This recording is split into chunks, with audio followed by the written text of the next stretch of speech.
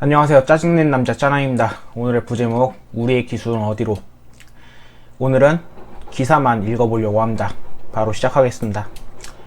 이것은 전부 다 뿜에서 가져온 것이며 뿜의 내용과 뿜의 그 주소 바로 남기겠습니다. 자, 기사입니다. 중국에 넘어가는 또 다른 한국의 반도체 기업. 자, 매그나칩 중국 PEF의 매각 결정, 빈 껍데기 된 하이디스의 악몽 떠올라. 또 하나의 한국 기업이 중국에 넘어가게 생겼다. 중국 청주에서 본사를 둔 반도체 기업 매그나칩은 지난 27일 중국 사모펀드 와이즈 로드 캐피털의 공개 매수에 응하기로 했다고 발표했다. 매그나칩의 전신은 하이닉스 반도체이다. 2004년경 경영난에 시달리던 하이닉스 반도체는 비메모리 사업부를 외국계에 팔았고, 이 사업부는 매그나칩으로 사명을 바꾸고 2011년 뉴욕 증시에 상장했다. 지난해 매각이 본격화됐는데 작년 3월 매그나칩의 파운드리 사업부가 국내 한 PEF에 팔렸다.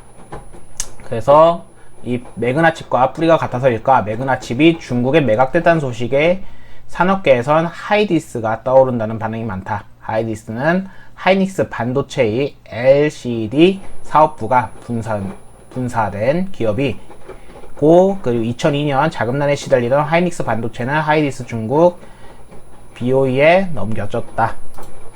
그래서 쭉 이렇게 있는데 LCD 기술과 주요 인력만 흡수한 후 2003년 하이디스는 부도 처리가 되고 결국 기술과 주요 인력만 데려간 거죠. 2008년 대만 기업 이잉크에 팔아넘겼다. 그래서 저가 공세를 통해서 LCD 세계 시장 점유율 1위를 달성했다.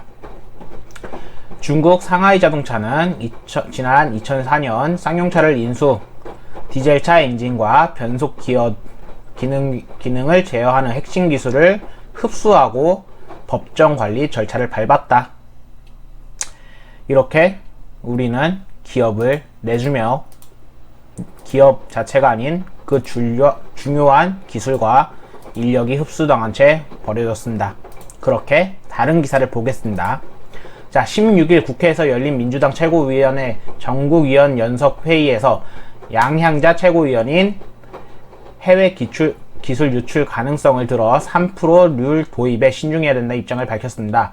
양 최고위원은 삼성전자 최고 고졸 여성 임원 출신인데요.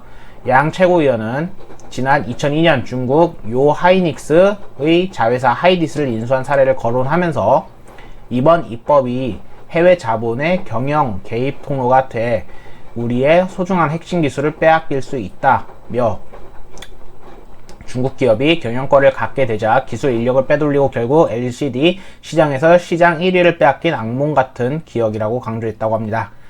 이어서 이사회 특히 감사위원은 경영 감독을 통해 회사의 모든 중요 정보에 대한 접근 권한을 가진다면서 국내 대기업이 이사회에 들어온 해외 자본이 핵심 기술과 관련된 정보들을 훔쳐가지 않을 것이란 보장이 어딨냐고 반문했다고 합니다. 자, 그러면서 투기 자본이 해외 현대차에 추천한 사회 이사는 이렇게 출신이었고, 해서 비밀 유지 서약 서명을 거부한 바 있다고 설명했다고 하는데, 그는 한국은 사람과 기술이 전부인 자원 빈국, 정확하게 판단하고 있죠. 한국의 기술력 빼면은 아무것도 안 남는 나라입니다. 수출하는 나라니까요. 우리의 기술이 빠져나갈 작은 구멍이라도 있다면 가능성을 떠나 과다 싶을 정도로 물샐 틈 없이 철저히 막아야 한다면서 기업들이 한 목소리로 얘기한다는 것에 귀를 기울여야 한다. 기술 패권 전쟁을 단순히 투정으로 보는 오류를 범해서는 안 될 것이라고 강조를 했다는데요. 양 최고위원은 다음 순서로 모두 발언을 이어간 이 최고위원은 3%율 공정경제 3법 반대 기류에 대해 과장된 선동을 멈춰야 한다 고 말했다고 합니다. 자, 우린 앞에서 기술을 빼간 중국인들을 봤습니다. 중국을 봤는데 여기서 요 실질적으로 있었던 이야기를 대놓고 얘기해도 결국에 과장된 선동이라고 그러고 있습니다. 요 위원이 누구인지 요 위원이 누구인지는 각자 찾아보시면 될 것입니다. 우린 다 빼앗기고 있습니다. 그리고 넘겨주는 사들은 안타깝게도 지금의 한국 정부입니다. 우리는 빼앗기지 말아야 되는데 빼앗기게 두고 있습니다. 이게 그냥 두는 걸까요?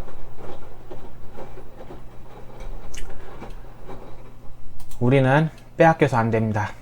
근데 빼앗기게 되네요. 안타까운 일입니다. 짜남이었습니다. 감사합니다.